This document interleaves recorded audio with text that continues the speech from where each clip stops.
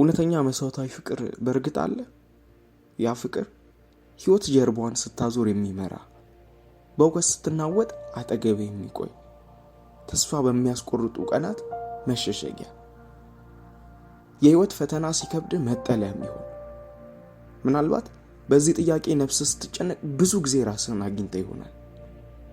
አንተ ፍቅርን በዚህ ዓለም ፈልገህ ያጣ፣ አይዞ፣ ፍጹምና እውነተኛ የሆነው የእግዚአብሔር ፍቅር ላንተ ነው፣ ለሁሉም ነው።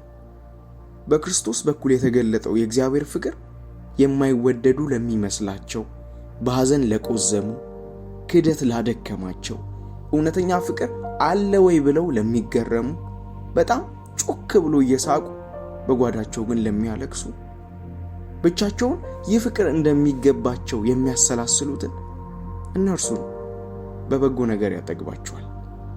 መጽሐፍም የእግዚአብሔር ፍቅር ምን ያህል ጥልቅ እንደሆነ እንዲህ ሲል ይነግረናል። በእርሱ የሚያምን ሁሉ የዘላለም ሕይወት እንዲኖረው እንጂ እንዳይጠፋ እግዚአብሔር አንድያ ልጁን እስኪሰጥ ድረስ ዓለሙን እንዲሁ ወዷልና።